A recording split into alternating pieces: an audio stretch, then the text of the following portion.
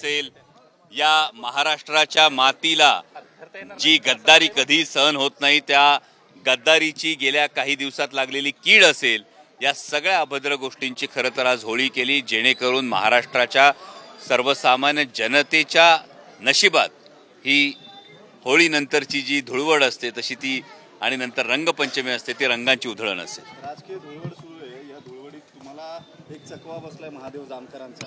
काल परवापर्यंत शरद पवारांच्या भेटीगाठी घेत असलेले जानकर महायुतीत जमा झालेत आज आणि त्यांना एखादी जागा सोडली जाईल असं सांगितलं जातं। मला वाटतं हा चकवा महाविकास आघाडीला म्हणण्यापेक्षा एका दृष्टीनं अबकी बार 400 पार म्हणणाऱ्या महायुतीला एकूणच जनतेनं जो चकवा दिलाय तो जास्त महत्त्वाचा आहे आणि म्हणूनच अबकी बार 400 पार म्हणत असताना कुठेही कार्यकर्त्यांचा उत्साह वाढत नाहीये। उलट देशपातळीवर जर बघितलं तर हरियाणाचे मुख्यमंत्री बदलून पाहिले, दिल्लीच्या मुख्यमंत्र्यांना आता अटक केली, झारखंडच्या मुख्यमंत्र्यांना अटक केली, पंजाबच्या मुख्यमंत्र्यांच्या पाठीमागे ससेमिरा लावलाय, बंगालमधल्या काही खासदारांच्या मागे ससेमिरा लावलाय, तरी सुद्धा 400 पार काही होत नाही। महाराष्ट्रामध्ये येऊन जी सगळ्यात महत्त्वाची गोष्ट, ज्या 48 जागा महाराष्ट्रातल्या आहेत, या गेल्या काही दिवसामध्ये 45चा वगैरे जो काही मिशन 45 वगैरे जे ऐकू येत होतं हे पूर्णपणे बंद झालेलं आहे।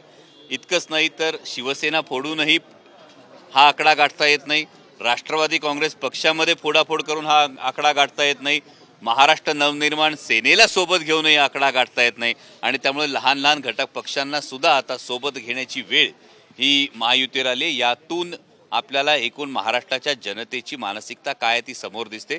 महाराष्ट्रातल्या जनतेनं यावेळी महायुतीला, भारतीय जनता पक्षाला पूर्णपणे नाकारण्याचं ठरवलेलं आहे। तुमचं आव्हान पण जानकरांच्या बद्दल नेमकी काय भूमिका, नेमकं काय झालं म्हणून जानकर तिकडे गेले की तो प्लॅन गडबडलाय, नेमकं काय नाही? यामध्ये या वरिष्ठ पातळीवरच्या ज्या गोष्टी असतील त्यामध्ये मला वाटतं आदरणीय साहेब आणि जे महादेवजी जानकर हे यांना विचारलं तर ते जास्त योग्य ठरतील, त्याविषयी आपण भाष्य करणं योग्य नाही। पण ओव्हरऑल तुम्ही या भूमिकेकडे जेव्हा बघता, जेव्हा महायुतीकडे सुरुवातीच्या काळामध्ये जेव्हा 303 खासदार 2019ला निवडून आले, त्यानंतर भारतीय जनता पक्षानं दिलेली मित्रपक्षांची वागणूक, त्यांनी मित्रपक्षांना ज्या पद्धतीनं वागणूक दिली, आत्तासुद्धा जागा वाटपाच्या बाबतीमध्ये शिवसेना असेल, राष्ट्रवादी काँग्रेस पक्ष अजितदादांचा असेल, यांना जी वागणूक दिली, म्हणजे आज राष्ट्रवादी काँग्रेस पक्षाच्या कार्यकर्त्यांच्या मनातच हा संभ्रम तयार झालेला आहे की जिथे 40 आमदार आहेत तिथे कुठेतरी 4 जागांवर घासाघीस सुरू आहे